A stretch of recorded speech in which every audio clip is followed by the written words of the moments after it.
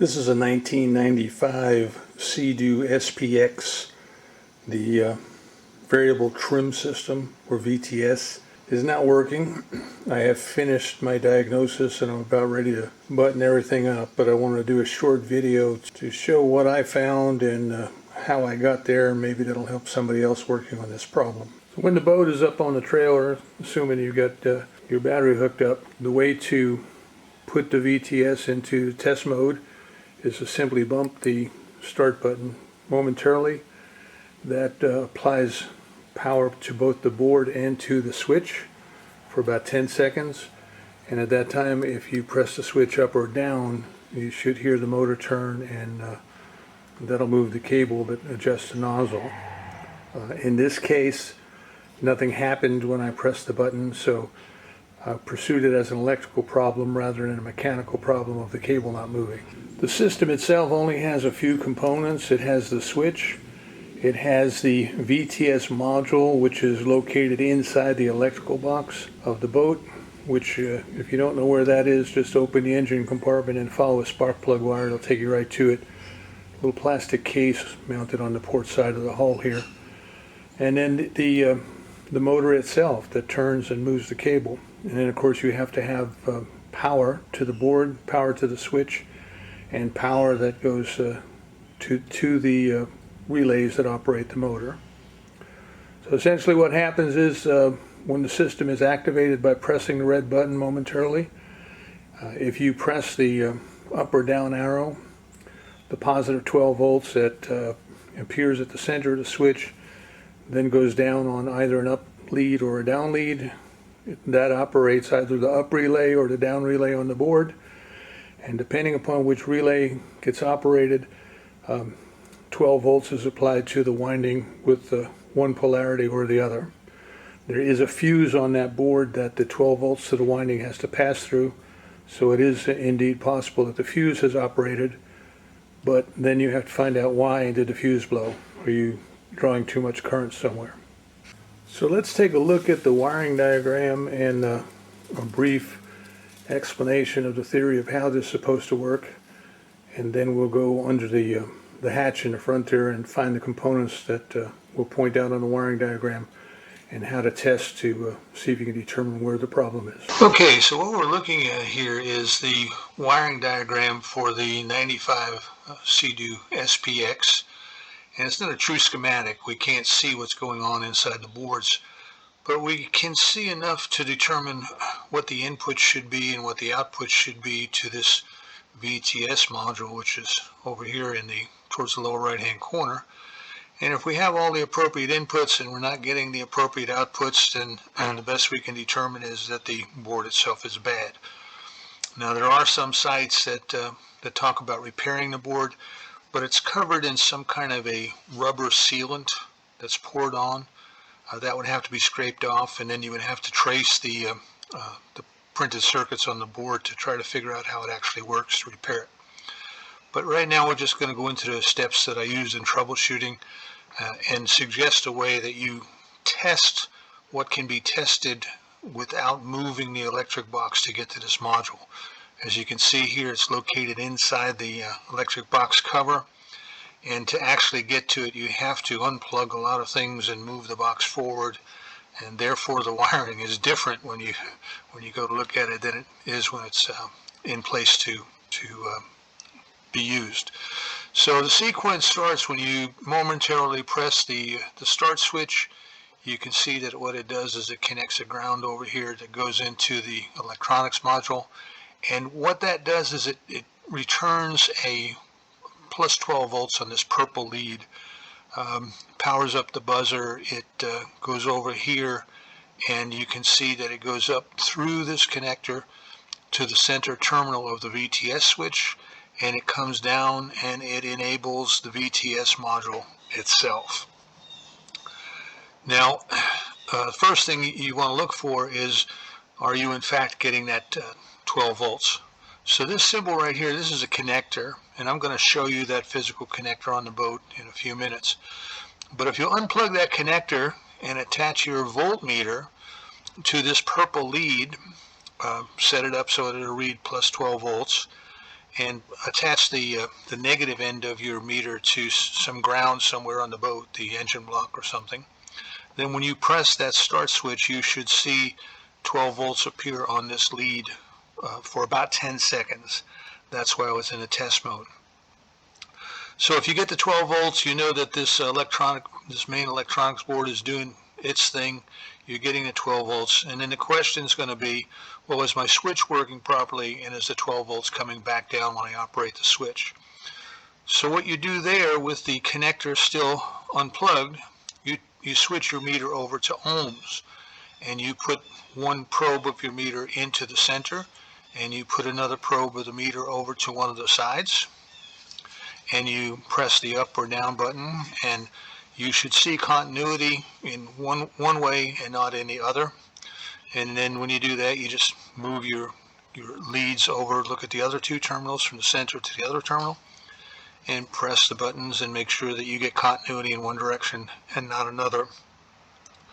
Now if you get that far, which I did, then what you know is you're getting your plus 12 volts to enable the system. You have good continuity on your switch, so the problem is further along down at the board or the motor winding itself.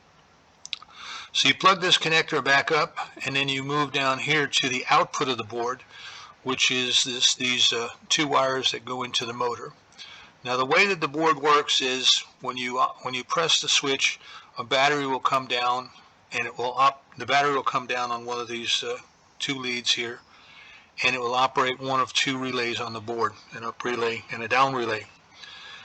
And depending upon which one it operates, this VTS module here then switches 12 volts through this 15 amp fuse. You see we got a red wire coming in here, and red goes back to the battery, to the positive terminal of the battery. So when the relay operates, this 12 volts through this 15 amp fuse is applied to the winding of the VTS motor, and the polarity just reverses depending on whether you're going to go up or down. So what that means is if you unplug this connector here, which again I'll show you in a minute, and set your meter up to red to look for voltage across these two leads here, you hit your start button to start the test sequence going. You hit your up and down or up or down buttons, and at some point you should see plus 12 volts across here, and then in the other direction it will reverse and it'll look like a negative 12 volts. But if it does all that, then it's telling you that your VTS module itself is good, and the problem must be out here in the motor. Now if you're not getting your voltage there, which I weren't, then you're looking at a problem down towards the board itself, or the fuse on the board has operated. But while you have this connector open, you can also test the winding of the motor. You can look across these two leads going back to the motor, and you should see a very low resistance, not a dead short and not a wide open is what you're looking for. I think I saw 15 ohms. I think the service manual says 1.5 ohms. I don't think it matters too much, but as long as it's not a dead short or wide open, you should be okay. Now while I had that open, what I did was I rigged up a test probe. I took a lead with a fuse in it, ran it back to battery, and I put battery and ground onto the winding, just bumped it, and it rotated a little bit. I reversed the polarity, it rotated the other way. So at that point I knew the motor was good. I'm not getting the 12 volts coming up from the board, so I plugged everything back in. And this is where if you were following along and you have not yet removed the electrical box from where it's mounted, this is where you would have to pull the electrical box to get into this board to look at this fuse. So when I did, I got the electric box out. It was not an easy chore, but when I got it out, the fuse itself was okay. I just tested that by putting my meter to ohms and making sure I had continuity through the fuse. And at that point, I knew that my problem here is in the board. Now, before you begin the repair, one thing that you want to consider is it even worth fixing? In other words, if you know what it's going to cost you to fix it, are you willing to put that much money in the boat to get it working again? So the three components you can see are the switch, the board, and the motor. And the switch is going now on on Amazon for about 30 bucks. The motors vary from $50 to $75, and the board itself, right now, the most consistent price I'm seeing is $155. So I'm looking here at $155 for a board to get this circuit working again. And what I'm going to do, since I just started working on this boat, I don't know what else is wrong with it, I'm just going to use the test probe that I rigged up with 12 volts on it, and I'm going to use it to bump this motor until I get the nozzle centered between halfway up and down. And assuming I can get the boat running and get it in the water, we'll see how it operates there. Okay, so what we're going to do now is I'm going to go back to the boat. I'm going to show you where these connectors are. I'm going to show you what this board looks like, and at that time you should have enough information to go ahead and jump in and troubleshoot if you're having a problem with the electrical components of the VTS system. Now, this next part might be a little bit shaky as I try to get the camera in under this hatch and show you where the board is and where the connectors are. But I want you to see how I'm getting access in there so that everything doesn't seem disoriented. So I have the electric box moved forward and I have it all apart. And here's half the board over here. It's got the starter solenoid. It's got the solenoid for the starter motor in there. And then here's the top of the electric box, and that is the VTS module, or the VTS control board. Right here, if you can see my finger, that is the fuse cap over the 15 amp fuse. So you would want to pull that and check for continuity. And here's one relay, and then there's another relay. And that's all you can see on the board, is the fuse, the two relays, and the wiring running to it. Now you can check your purple wires. You can make sure you don't have a break somewhere. Make sure that the battery is getting all the way to the board. But that's really about all you can do with that board where it is. In this case, the board is not giving me the output to the winding of the motor, and I have to replace the board if I want to repair the VTS system. What I've done here is I've moved over to the other side of the boat so I can give you a view of the wiring connectors. Okay, and if you look right here where my hand is, this is the connector with the 3 wires that goes up to the VTS switch. You can see the purple in the middle there. So this is the one I was saying, if you unplug it and if you look in one direction, you should see the 12 volts coming up on the purple.